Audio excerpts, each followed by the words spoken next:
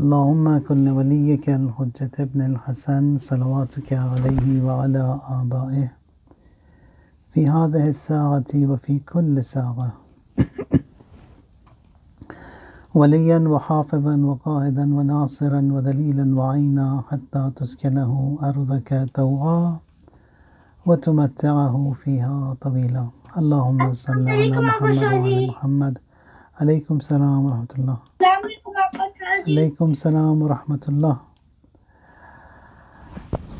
Bismillah ar-Rahman ar-Rahim. So today's talk we have, want you to listen to it very carefully, and it's going to be something that's going to be very beneficial to you all the time, and it's regarding Maad. Maad means the day of judgment, which is Qiyamah, that return, and every one of us has to return to Allah Tabaraka wa Ta'ala. Now I'll give you an example, listen to that carefully, and then give you another story from Quran and some of the ayat of Quran, what they say and how they have talked about this issue of Ma'ad. Ma'ad means belief in the day of judgment. Hello. The day of judgment, Qiyamah. Alaykum salam wa rahmatullah. Alaykum salam wa rahmatullah. So,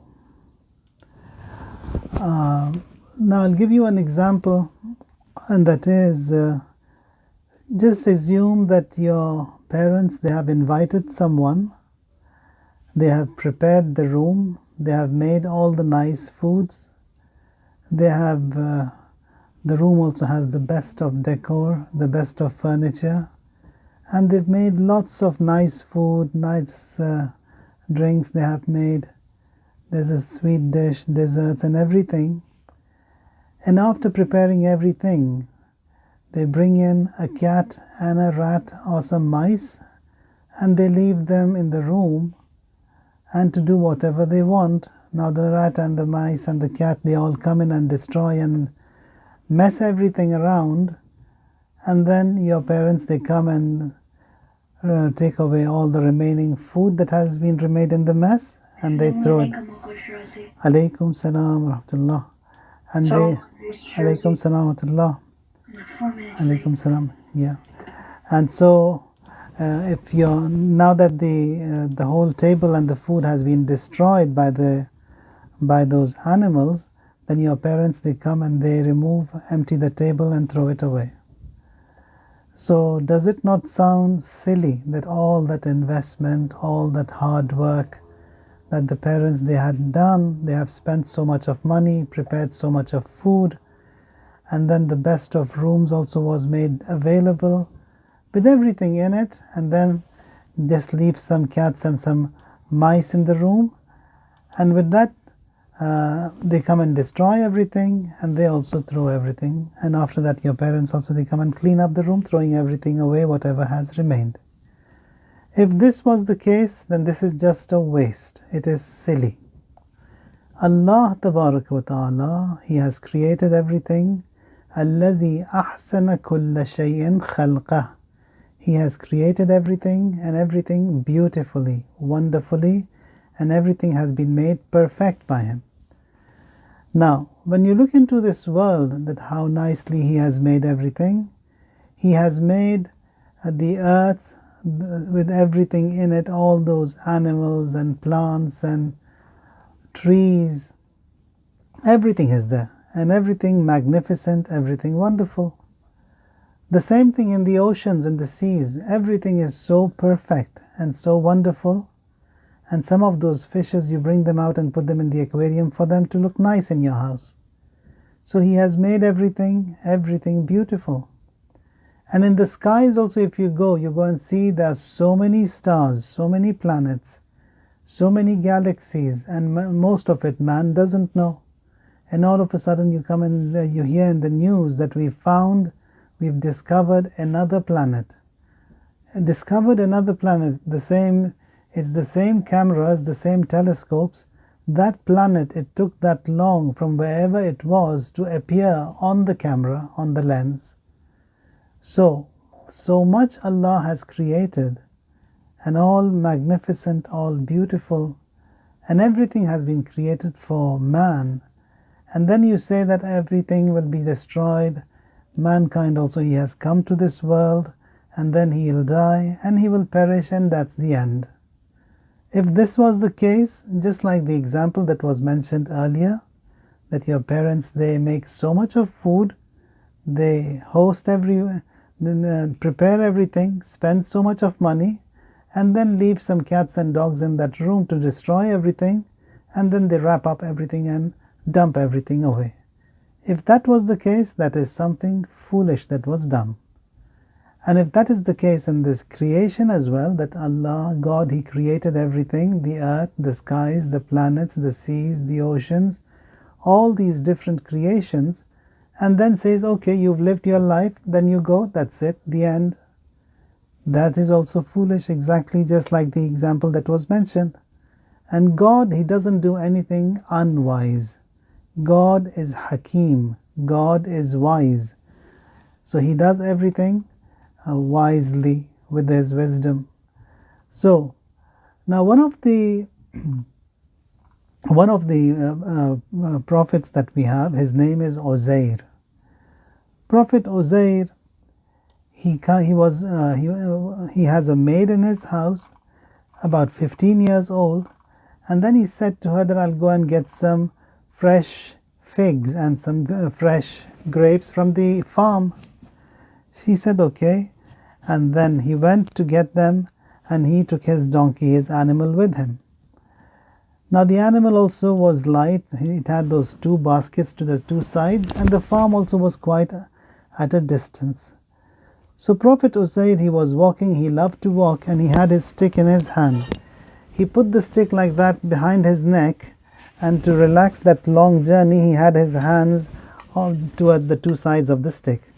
That way he was walking all that long journey, and he comes to the farm, and amidst that journey, when he comes and he's tired now, he wants to rest and sit down, he sees that there is a bone of a shoulder of an animal, maybe a goat, maybe a donkey, maybe a horse. And then he starts reflecting, saying that I saw this bone here. How is it possible that God is going to resurrect and make it back into the same form when He says that on the day of judgment I'm going to create this man, and everything back to its original form. He looks at that bone, says it's dried, and how is it going to be back in the same form without those blood vessels connected to it, without that flesh in it, without that skin on it? So how will that possible? See, he started reflecting and thinking on it. He was tired, he sat down, and it was autumn. The leaves of all those plants and trees, they were almost orange and about to fall off. Now he looks at, he was tired, he sat down. From his knapsack, he took out some bread and those fresh grapes that he had picked. He ate some of them. It was beautiful, the whole place. He lied down to have a little nap. Then he said, I have to go home. That maid, she's waiting. And the distance also, it's quite a lot. And if I rest here, then I'll be late. Then she is going to be worried. He says that I set off to go home. And amidst that journey, I was just thinking and reflecting about that bone, that how will it be recreated? How can it be recreated when it has been decomposed? Nothing has remained from it. Not that I don't have faith. I have faith in God. When He will do it, He will do it. But then that question was coming to his mind. Says, as I was thinking, I got lost and I took the wrong way. The donkey also was with me carrying all the load. We came to a place that it was all ruined. And I saw that place that is all ruined, and the moment I saw the first thing came to my mind that this place also, some people would have been living in there, and they are not living here anymore. They lived their life, good or bad, well-mannered or ill-mannered. They loved one another or they hated one another, whatever it was. They came here and they've departed, they've left, and they don't exist anymore. The same bone was coming to my mind. He says, I was so tired, and we were lost on that way. We came longer, and we are far away from home now. I said, I sat down, and Prophet Uzair, he sat down next to that wall of that deserted house, and the donkey also sat before him. He was also tired. He says that I just dozed off. And then when I woke up, the angel, he appeared before me. The angel said to me, how much did you sleep? He says maybe a few hours, maybe a day or less than a day. The angel said, you slept for 100 years. 100 years. He says, 100 years? He says, yes, you slept for 100 years. And also the donkey you had, you see the bones? That's your donkey that has died. It has decomposed, and it's all that bunch of bones of your donkey that you see. And now the angel says, look at the donkey. He looks at the donkey, it starts growing, and all the blood vessels and the flesh and the skin and everything was back, and the entire donkey was recreated exactly as it was 100 years ago. And also the fruit that he had picked, the fig and the grapes, they all came back on the donkey. He saw that, he fell into a sajda, and he thanked Allah a lot for teaching him and showing him how he is going to resurrect and recreate everything once it has been killed and once it has been decomposed after dying and after leaving this world. Now he wants to come back to his house. The whole thing has changed. Everything has changed. People, their dress code, their attire has changed. How they look, it has changed. The entire city has changed. All the houses are not the same that were 100 years ago. The lanes, the streets, everything is different now. With the difficulty he found his way, and he comes to his house, knocks at the door, and a very, very old lady, hunched, she opens the door. And now this is that very maid. Everyone else in the city had died. No one has remained, even the relatives of Prophet Uzair, none of them are there. The only one person from that time who is alive is that maid who was waiting for the fruit, for the fig and the grapes. And she also came in search of Prophet Uzair a lot. For about 50 years she waited, she came, she searched, and on one point she came to this deserted house. She comes there and she sees there is a skeleton of someone seated by the wall of that house, and there's a skeleton of an animal, maybe a donkey, maybe a horse. So she never thought that it would be Uzair's skeleton there. So she also was worried all that time, and she remembered him and all the good nature, the good character, the good akhlaq, how giving he was, how caring he was. And now when he comes and knocks at the door and says, is this the house of Uzair? She was shocked. And after some time she says, yes, this is the house of Uzair. And now she says, and who are you? He says, I am Uzair. Says, Uzair? He says, yes, I was sleeping for the past 100 years. And Allah brought me back to this life, and I've come here. And who are you? She says, I'm that very maid who was waiting for the grapes and the fig, and you went to bring the fruit for me. I've been waiting from then for this 100 years. And now she is alive, her age is 115 years. Now she says that if you are Uzair, now that you've introduced yourself, that you are Uzair, I do believe, but I also know that you were someone whose prayers were always granted. So if you pray and make me young, just like I was 100 years ago, that would be a miracle that I would see from you, and I would be certain that you are Uzair. So he prays, and miraculously that 115-year-old lady is changed into a young lady, 15 years old. So she is very happy now, and she has that She's happy that she found Prophet Uzair and she's met him. Now this news spread around in that city. Everyone got to know that Prophet Uzair has returned. Now, for the people also, for them to be able to acknowledge and accept that he is Uzair, there was a battle over there. Bakhtun Nasr was the king, and he had ruined everything, and no copies of Tawrat. Tawrat is the book that was revealed from Allah, like we have Tawrat, Zabur, Injil, and Quran. Tawrat was revealed to the Jews, Injil to the Christians, and then Zabur to Prophet Dawood, and Quran to Rasulullah sallallahu alaihi wasallam. So the Jews of that time, they said, okay, if you are Prophet Uzair, then you should be knowing the Tawrat, because we haven't got any Tawrat remaining. All of the copies that we have were destroyed by that Bakhtun Nasr, the king, the ruler. He says, yes, I can help you with that. And he recited the entire Tawrat, all of it from the first chapter to the last, from Hifz, from his memory by heart. And they noted down and they said, yes, this is Prophet Uzair. So he was there, accepted, and Allah gave him a life. He served the people there, and Allah appointed him as a prophet.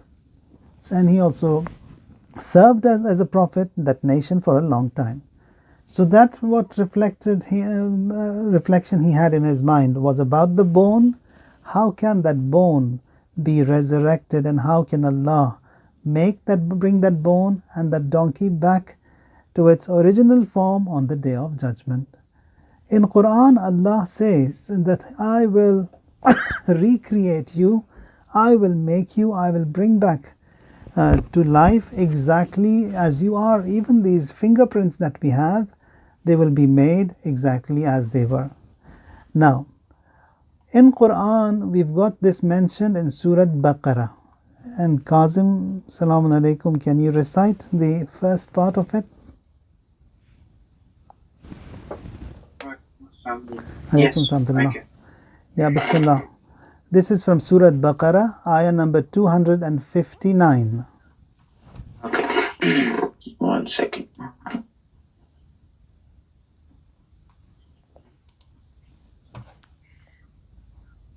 أعوذ بالله من الشيطان الرجيم. بسم الله الرحمن الرحيم. أو كالذي مر على قرية وهي خاوية على عروشها. Now here the Almighty Allah says, oh, the like of him, that is Uzair, who passed by a town and it had fallen down upon its roof. Nothing has remained. Everything was destroyed when he passed from that town. Yes, next. قال أنى يحيي هذه الله بعد موتها. Uzair, he said that, how will Allah revive this after its death? The next ayah. Yeah, the next ayah, Kazim. Yes, sorry. فأماته الله 100 عام ثم بعثه. So Allah made him die for 100 years, then he resurrected him. The next ayah. قال كم لبثت قال لبثت يوما أو بعض يوم. So the angel that appeared there, asked him, how long did you remain? How long did you sleep? He said, I have remained here or slept here for a day or part of a day. The next ayah. قال بل لبثت 100 عام فانظر إلى طعامك وشرابك لم يتسنه. Now the angel said, no, you have remained here for 100 years. Now look at your food and your drink, which have not rotted Everything is there as it was. Next. وانظر إلى حمارك ولنجعلك آية للناس. Then the angel says, look at your donkey, that we may make you a sign for mankind. So that mankind, they would come and learn that, yeah, he has seen something, that he, for himself, he had died or he had slept for 100 years, and then he was revived, was given back the life, and he, Uzair, saw with his own eyes how that donkey that was dead and decomposed was brought back to life. Next. وانظر إلى العظام كيف ننشزها ثم نكسوها لحما. And now look at the bones, how we raise them and how we clothe them with flesh. Next. فلما تبين له قال أعلم أن الله على كل شيء قدير. And when it became evident for him, and he said, Prophet Uzair said, I know that Allah has power over all things. And that is Allah Tabaraka wa Ta'ala.